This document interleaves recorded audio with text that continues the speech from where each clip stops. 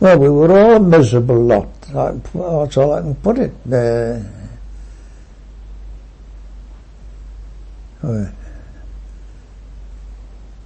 We didn't seem to have any.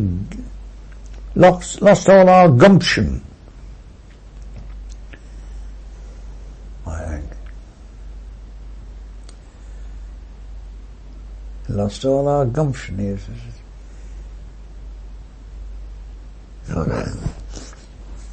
I think me going naked into the oil locker to get oil, and then when we put it down the lavatory, you couldn't see the bloody thing afterwards. Oh dear, with a rope round my waist, naked. And the thing is that when I got into this lamp room, it's a steel door, and I had a rope round my waist. Well, the steel door wouldn't shut with the rope. The rope wouldn't let it shut, so I had to cast myself adrift anyway. Oh dear. Yes, there's nothing like firmness at the top. Nothing like firmness at the top.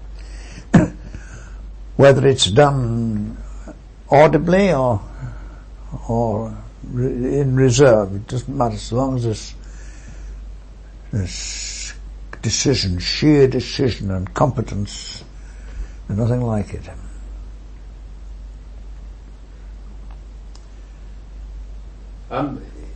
Just moving around the question of officers and men and mates and boys. If a master like the Nova Scotiaman was on the poop, would you approach the poop? I mean, or how would you approach it? Was the captain on the lee side? Always. He'd be on the weather side, you see. He'd go on the lee side, always. Always. He'd give you, of course, when I say it's taciturn, he'd give you a direction if necessary. But it would be the simple direction and no flourishes on it, no unnecessary words. None at all. And if you were working up there, polishing the binnacle or whatever you would be doing, scraping paint maybe, and he came up, how would you react to that event? Wouldn't take any notice of him at all. Nor would he seemingly take any notice of you either.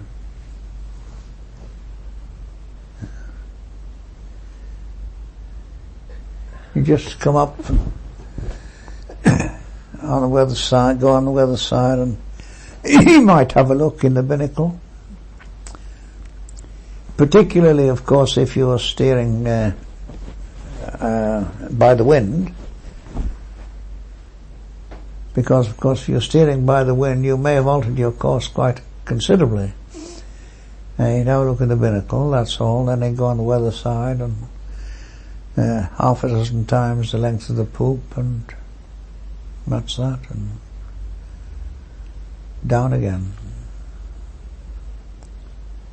You mentioned there that he wouldn't even notice you if you were doing something which wasn't concerned with particularly what he was looking at, like the course and you were steering.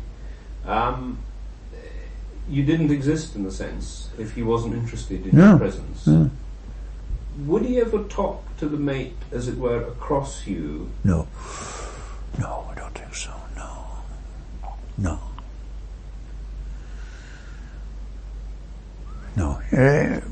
When he came up, I mean, he'd probably have a word with the mate, and I mean, the wind's slackening or it's freshening a bit, and I don't like the look of it, something like that. But nothing superfluous at all, nothing superfluous. And there was no talking about the ship's affairs, as it were, as though you didn't exist at all, in other words, as though you were just a block. Well, he wouldn't take no notice of you at all, no. You know. And in any case, he wouldn't involve you in this. If you were having a discussion with one of the mates, he wouldn't involve you in them at all. He might give the mate an instruction that he wanted something done. Send a couple of those lads down. For instance, the turning over the potatoes. Send one of those lads down, turn those potatoes over in a lazaret. Well, of course, that was a nasty job, but quite profitable. It could be profitable, you see, if you could get away with one or two of them.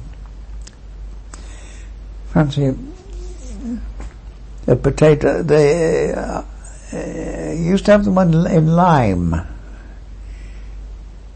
2 or 3 shelves that they were in lime, and they used to go soft, you know. But I'd eat one just the same as far as that goes. And onion, then of course the onion, little short while and the onion grows. Well, that's all eatable, you know. Oh, that's wonderful. An onion. A potato was just something you could fill your tummy, not fill your tummy, but put it, just, you could feel it in your tummy for a time being.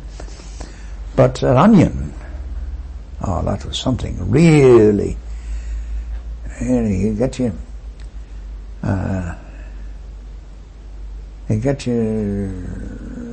dinner and chop this onion up. And I don't know, but I seem to think that the flavour of the onion was far stronger than those I've got here now.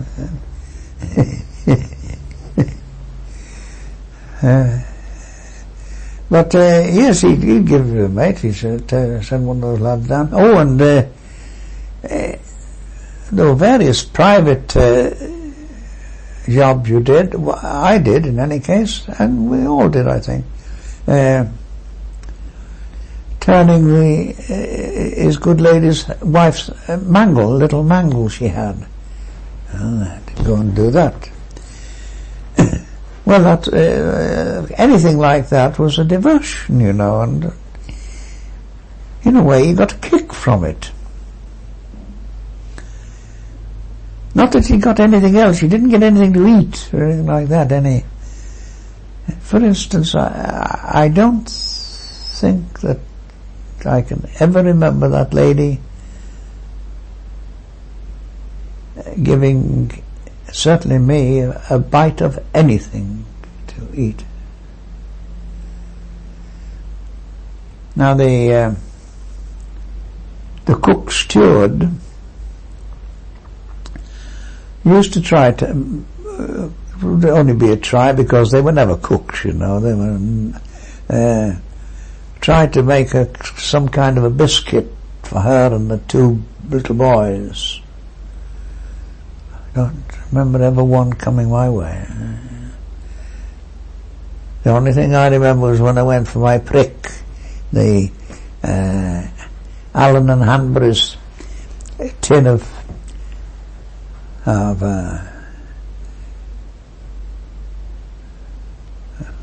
baby food mixture. Well, the little Robert, he was only a little chap, a little fellow. But when he took it with a spoon in your mouth, you know, it's powder, you can't swallow it, you know. And you can't swallow it, but you've got to have it swallowed before you get outside of that door, otherwise you'd be caught, you know, and that is. And besides, you've got to have the spoon licked clean, you see.